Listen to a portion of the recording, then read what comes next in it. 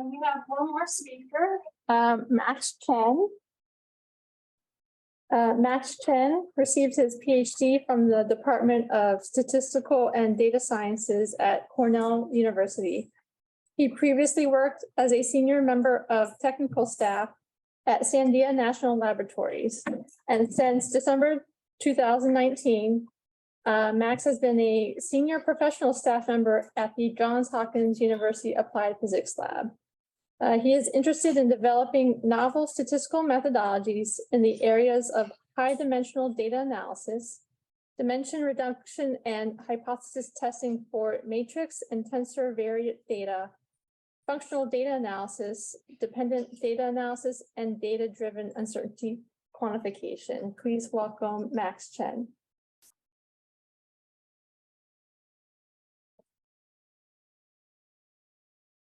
I gotta find the cursor. There we go.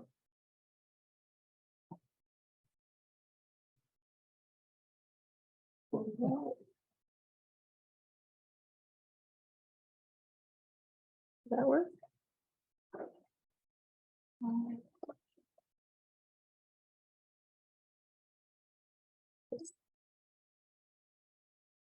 There we go.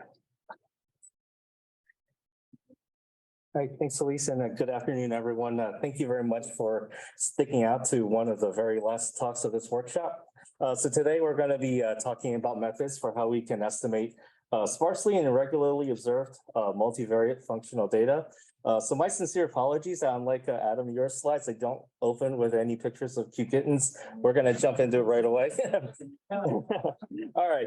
So today we're going to be, so today for our agenda, we'll be introducing and motivating the problem, including talk about what functional data analysis is. Then we're going to be talking about what our methods are. That's the kind of acronym soup that you found in the abstract for this talk. We'll talk about our methods on some simulated and real data sets, and then we'll wrap up the talk with drawing some conclusions and some comments on future work. Okay, so the motivation for why we're studying this problem is that recently, we have seen a big rise in the availability of large dimensional data or big data, and we have a growing need for tools and methods that can help us make data-driven informed decisions.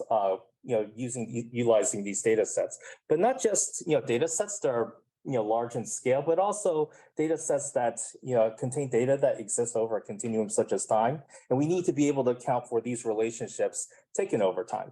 These data sets span a wide variety of fields across many industries, such as medicine with EKG, fMRI, body scans, finance like with stock market data, sports like with performance data within and between seasons, and also with defense, like one of the focus areas for this workshop with tracking and surveillance. In addition to large scale nature, we want methods that can account for these dependencies over a continuum, dependencies between multiple variables. If we have multiple variables in our data sets, partially observed data, if we only are able to observe a portion of the functions that are contained in these data sets, as well as measurement error. What if we have imperfectly collected data? Okay, so what is functional data? Well, functional data, or FDA, is a branch of statistics that analyzes data that exists over a continuum. So visually, these are going to be data that are in the forms of curves or surfaces as examples. We can write, if we were to write a single function as x of t, we can have a collection of functions where we can calculate a descriptive statistics, such as a mean function or a covariance function, which looks at the covariance within any 2 points along a function. So functional data is a data set where instead of each observation being a single quantity, such as a scalar, vector, or array, instead they're going to be each observation is a function. Okay, so in most classical FDA methods, we typically make a set of assumptions, which we're going to first talk about here. The first is that they are IID random variables in the separate Hilbert space of square integrable functions on a bounded domain. So it's assuming that each function in your data set exists over the same closed interval. In practice, if you take a look at a functional data set, they're really discretely observed points taken at specific time points. And we typically assume that these data sets, they're going to be densely and regularly observed over the entire closed interval. We typically assume that we have a set of functions for one variable. And if our data set contains multiple variables, we usually assume that they're independent of one another. And so the questions that we're going to be, the methodological questions we're going to be looking at addressing in this talk are that can contrast with these standard assumptions are one, if we have functions from multiple variables, how do we account for the dependencies between these variables? And how do we handle data that are not densely and regularly observed? Instead, they're only sparsely and irregularly observed. Okay, all right. So the methods that we're going to be using in order to help address those two questions are going to be rooted in functional principal components analysis, or FPCA. So using that first property that we talked about on the previous slide, that we're assuming that all of our functions are on the separable Hilbert space of square integrable functions on the bounded domain. We can write the covariance function as a linear combination of eigenvalues and eigenfunctions, and that's seen in the first equation on that on the slide here. And by the Carhoonen-Lewis theorem, we can essentially decompose each function as a sum of the mean function and a linear combination of the principal components and the scores that are calculated from the decomposition of covariance function in the first equation. So that's the main equation in the middle of the slide there. Now, if you take a look at the very last equation on the slide here, we see that the scores are typically calculated using that integral equation. And so, so we can only calculate the scores using that integral equation if we have densely and regularly observed data. And so, the standard FPCA method, method for calculating the FPCA expansion of a function is for, quote unquote, perfectly observed data. Now, in our talk, we're going to address what if data is not perfectly observed. What if it's, what if we have sparsely and regularly observed data? We have measurement errors. And so, how can we calculate FPCA for functional data in this kind of setting? So that's where this method called principal components analysis through conditional expectation, or PACE, can help us. So what we're doing here is essentially this method is going to condition on the sparse data that we have observed here. So if you take a look at the first two set of equations in the middle of the slide here, we're assuming that we have a model where our functional data can be written as the sum of the mean function and the linear combinations of principal components and eigenfunctions that we saw in FPCA plus some measurement error. But now we're going to, when we condition on the data that we have observed, the second to last equation there, that tells us that we can estimate all of the components of FPCA that we need by conditioning on the data that we observed. And the very last equation on this slide here tells us that we can use those estimated FPCA quantities that we estimate through PACE, and we can then reconstruct the entire function from those quantities we have observed. So PACE gives us a way that we can estimate an entire function that is only partially observed, may have measurement errors, may be sparsely observed, and we can use those estimates in order to estimate the entire function. Okay, all right. So all of the methods that we just talked about in the last, the last several slides, talking about the FPCA and PACE, are methods for functional data of one variable. Now we're going to talk about functional data that has multiple variables. And so if we have, P being greater than or equal to 2, that's the number of variables that we have. Instead of, one set of curves, for each observation now we're going to have a tuple of curves. And so, with that tuple of curves, our mean function will now be a tuple of mean functions, with the dimension being the number of variables that we have. For the matrix of covariances, instead of the covariance function for functional data of one variable, we now have a matrix of covariance covariances that can look at what are the pairwise covariances between single points along the functions for any two variables. We assume that using that same, we assume that for each individual element, there's also on that Hilbert space, bounded Hilbert space of square integrable functions on bounded domain. So now the Hilbert space for multivariate functional data is going to be the product space of all those L2 norms for each individual element. And then finally, the very last equation of the slide is the covariance operator. So that's the operator that's trying to capture all of the covariances in between all of the variables, all of our variables. Okay, so because of the properties that we talked about on the last slide, and the fact that the mathematical properties of the covariance operator, we can use the Hilbert-Schmidt theorem in order to calculate an eigendecomposition for the covariance operator. We can calculate a set of eigenvalues and eigenfunctions for that.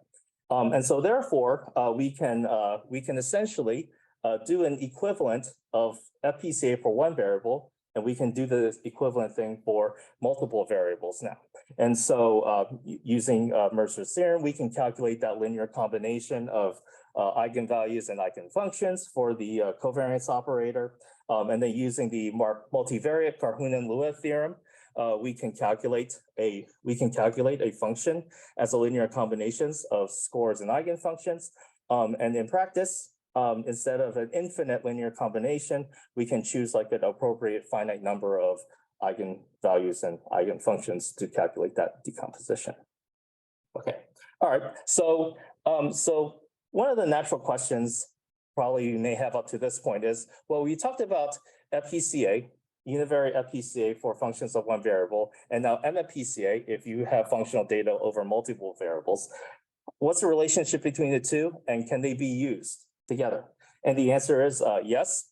So this proposition 5 from Happ and Greven's paper tells us that the multivariate functional vector has a finite KL representation if and only if each of the univariate elements, each of the P univariate elements, they each have their own finite patients.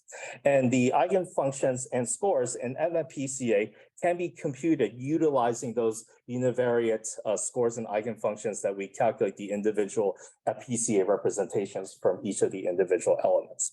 One of the key things that allows us to do so is and one of the ways that we can do that and be able to factor in the dependencies between the variables is by forming this block matrix Z, which essentially takes all of these scores from each individual element, and we take a look at and we compute the pairwise covariances between scores that we calculate from any two elements. Okay, so how do we arrive at the MFPCA estimates? So that's a 4-step process. The first one is by estimating the univariate FPCA for each element. So if you have sparsely and irregularly observed data, you can use the paste method, and as a result, you'll have estimated eigenfunctions and scores for each individual variable. Next, we'll be estimating that block matrix Z that we saw on the previous slide through concatenating all of the scores for each individual variable that we calculate in step 1. Next, taking the estimate of that Z matrix, we'll calculate its eigendecomposition, and we'll have estimated eigenvalues and eigenvectors coming from that matrix, that matrix Z hat estimating Z, and then using those quantities, we'll be able to estimate the scores and eigenfunctions in MFPCA. Okay, so for a quick recap of all the methods that we just talked about, the first half of the slide is talking about how do we calculate the FPCA expansion for functional data of one variable. And so we'll be calculating the scores and eigenfunctions. And if we have irregularly observed data, you can use the paste method. The bottom part of the slide, if we have functional data of multiple variables, we'll compute the FPCA estimates for each variable using the top part, the methods we talked about in the first part of the slide. And then we do like a combination of synthesis of the FPCA results from all of those multiple variables in order to estimate these scores and eigenfunctions in MFPCA. Okay, all right. So using the methods that we just talked about, we're now going to talk about our implementation methods on 3 data sets. The first one is going to be a simulated data set from a statistical model based on the MFPCA model. We'll talk about those details shortly. Next, it will be a simulated ballistic missile trajectory data set that's generated by the physics model that notionally propagates objects according to a path of a ballistic missile. And finally, we'll be implementing our methods on a publicly available data set of Northern California flight tracks data. For all of these data sets, we varied the degree of sparsity to see what is the effects of sparsity on our reconstruction results. So we test the 3 settings of having the full trajectories, then with medium sparsity and high sparsity, which are which each of those settings contain 50 to 70% and 80 to 90% of the data missing respectively. And so we'll also be looking at the MFPCA and the UFPCA methods in order to see what's the effect of trying to account for the dependencies between variables. Okay, and so for the performance evaluation, we'll be using the mean relative squared error metric, which is essentially looking at the mean like a normalized reconstruction error. And so in addition to comparing the performance between methods, we're also going to take account 3 properties of these data sets. The first one is looking at the amount of variability that we have between the trajectories or functions. 2, what's the level of sparsity? And 3, the presence of measurement error. Now, for these data sets, we may not necessarily look at all of these 3 properties, but we'll be discussing which ones we look at for each data set as we go through them. Okay, so first we'll take a look at our statistical model simulated data sets. So for these data sets, we generate them using the MFPCA package in R. According to the model that you see on the first equation of the slide here. So we see that we generate our data using fixed values of the scores and eigenfunctions, as well as some measurement error, which in this case, we're assuming they're IID Gaussian noise at each point. And we also assume that the mean function is 0 in all of our simulations. So we simulate 100 data sets, each of them with 200 functional observations. We also consider in each of our cases data with or without measurement error. We're going to simulate data from 2 Fourier basis functions. The first one is the two sets of basis functions, each of them the first 8 Fourier basis and the first 8 Wiener basis, which you can see pictures of them on the right-hand side of the slide here. For the Fourier data, these scores are going to be drawn from independent 0 mean Gaussian distributions. For eigenvalues with linear decrease, for the Wiener data, the scores will also be generated from 0 mean Gaussian distributions where the variance will have the exponential decrease. The formulas for the linear and exponential decrease you can see on the slides here. For the full and medium sparsity settings, we'll use the PACE method with 8 functional principal components. But for the high sparsity, we use the PACE method with 5 functional principal components due to computational effectability reasons. Okay. So here we want to take a look at what are the 4 data sets that we use using these 2 types of Fourier basis functions, and that's this is how we're trying to vary trying to have different levels of variability between the functions in our data sets. So on the top left, we have 200 observations all generated from the Fourier basis functions. On the top right, we have 100 functions each generated from the Fourier and Wiener functions. On the bottom left, we also have Fourier and Wiener generated functions, but for the Wiener observations, we're going to multiply all of those by 10. And then finally, on the bottom right, we have Fourier and Wiener functions, but for the Wiener generated functions, we're going to multiply those by 100.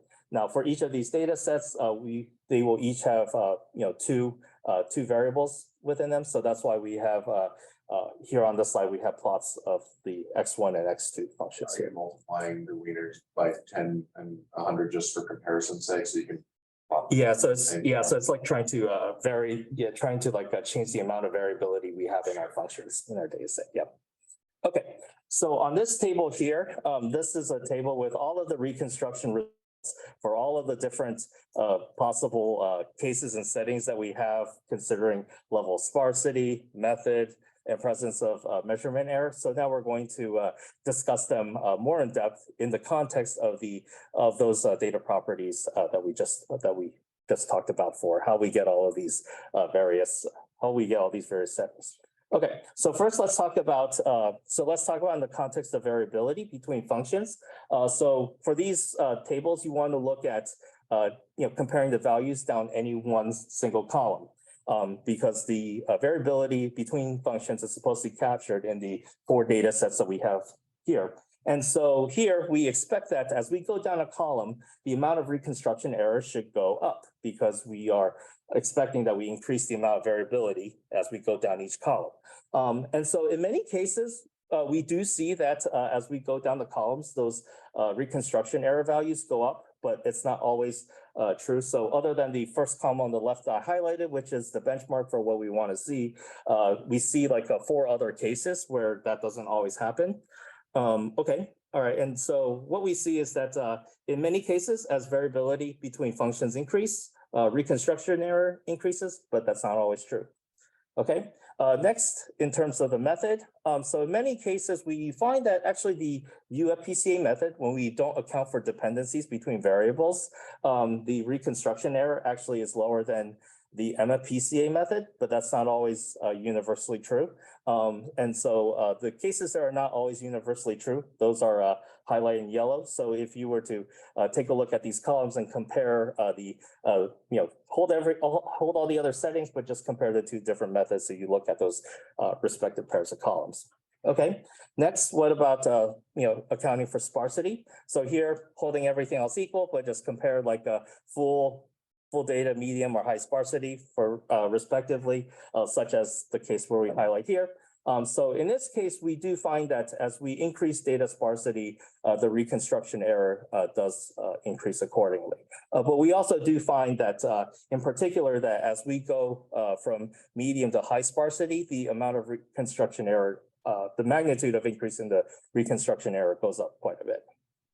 Okay, and finally, in terms of presence of measurement error, what we find is that as we have measurement error, if you were to compare the respective columns with no measurement error versus with measurement error, holding everything else equal, we do see an increase in measurement. We do see an increase in reconstruction error with measurement error, but we do note that actually in the high sparsity case, the magnitude of increase in reconstruction error doesn't seem to go up quite too much. So this might be evidence that the PACE method is doing a pretty good job of being able to have robust estimates like in the presence of measurement error. So, okay. All right, so next we're going to talk about the ballistic missile trajectory data set. So again, like this is a set of trajectories that are supposed to based on physics model that captures the behavior and path of a ballistic missile. So in this data set, we have 500 trajectories. We have 6 covariates in this data set. They're the XYZ positions and velocities relative to the center of the Earth. And so if we take a look at, and we standardize all the trajectory types to be between 0 and 1. So you can think of that continuum variable as being the percent progress of the trajectory. And the bottom part of the slide, you'll see like these are the plots of the trajectory data with the red line being the estimated mean functions. And so we see that the paths for all of these trajectories are fairly uniform. And this is probably a data set that is about as close to being fairly uniform and meeting that IID assumption that we can get. Okay, so here for this data set, we only look at sparsity and method because we don't have any information about the measurement error associated with this data set. And also we have one data set, we don't really have any, aren't able to really vary any settings. So we just look at these 2 properties. And so for the method, we see that for the full data and medium sparsity cases, UFPCA has lower reconstruction error, but then for high sparsity, the reverse is true. When we look at the factor of sparsity, for the MFPCA, we have high sparsity has lower MRSE values, but then for UFPCA, the reverse is true. Okay, and finally, we'll take a look at the Northern California flight tracks data results. So this data set is publicly available on nasa.gov. So it contains flight tracks data in the first 3 months of 2006.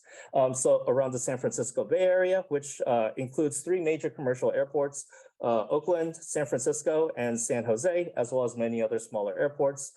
For our analysis, we're going to be focusing on 423 tracks that are originating from San Jose and a random sample of 10,000 tracks flights that are originating from San Francisco. Like with the ballistic missile data set, we're going to standardize all of our times to be between 0 and 1. So our continuum variable will be the percent progress of the trajectory.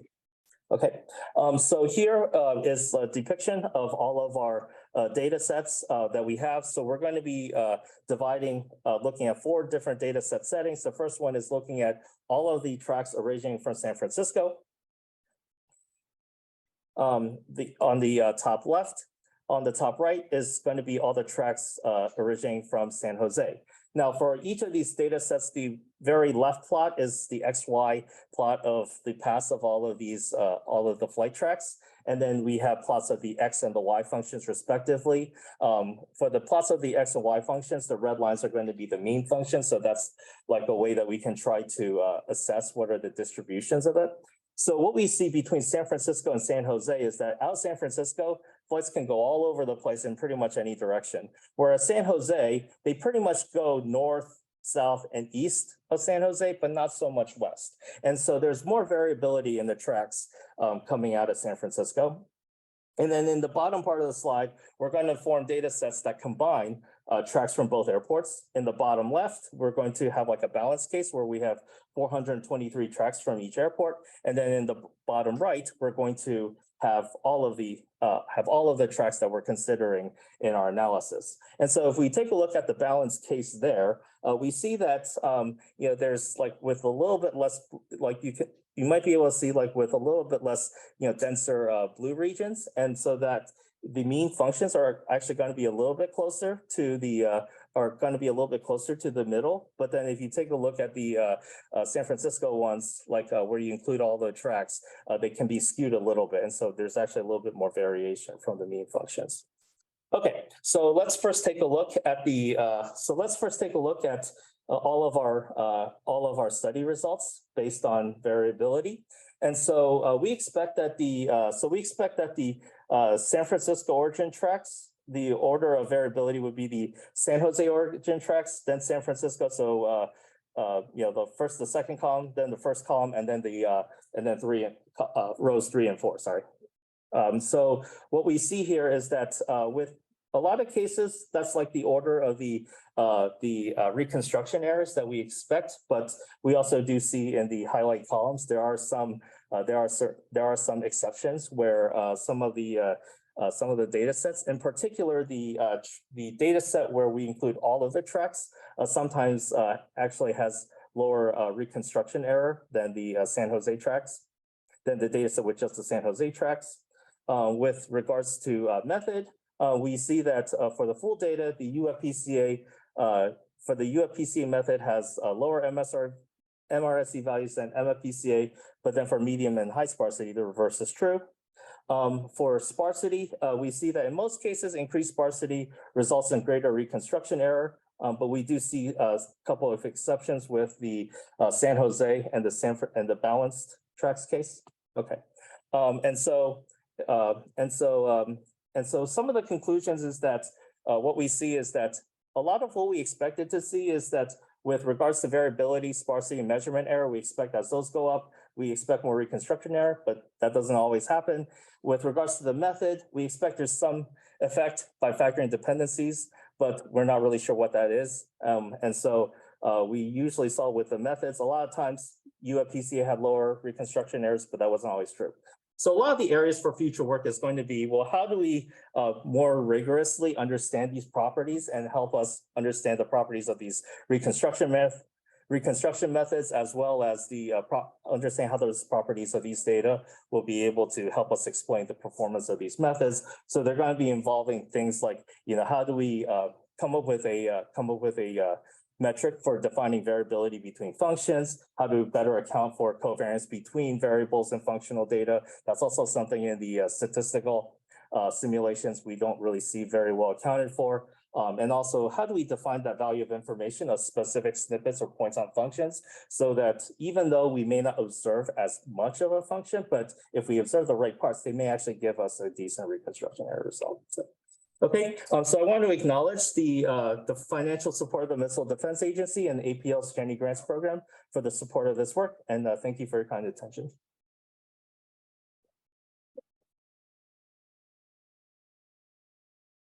Yeah, go ahead. So I apologize for how I'm going to frame this because I'm not a mathematician, Mhm. but so my question is, so if you have some sparse sampling of some of these functions, right? It seems like for the unobserved regions in your Hilbert space that you're assuming, right? You're going to have infinitely many functions that will match your observations and take infinitely many values in the unobserved region. So I'm trying to figure out how this case thing works and how you could get uncertainty quantification on your unobserved areas, given that you have this general Hilbert space that you're trying to construct things.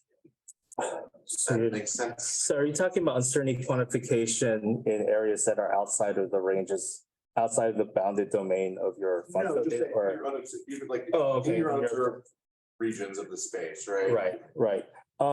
So you're going to construct a function, but there's infinitely many functions in the space that will match your observed data, right? And could take any value where you're not looking.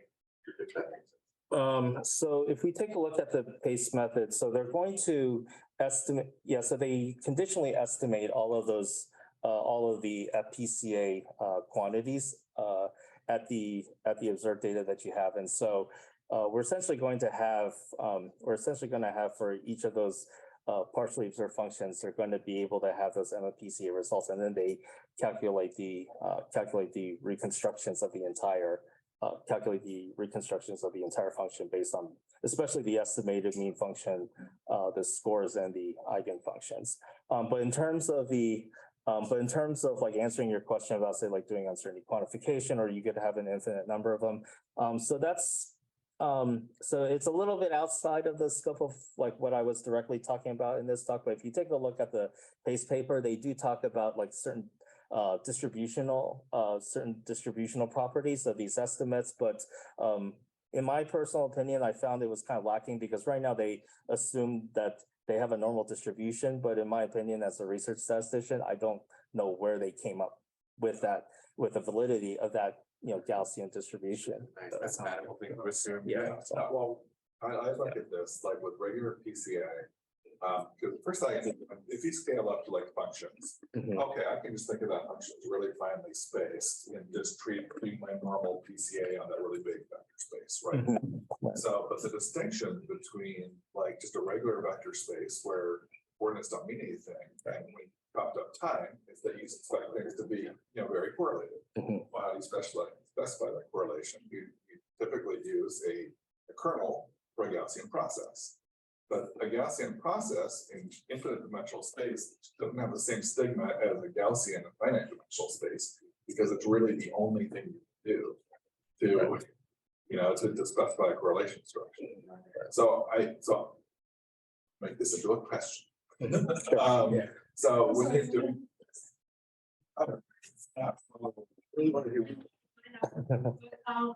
we have a award ceremony and just a remark that if you room A and B going on pretty soon. So I'm sorry to cut you off. that's all right.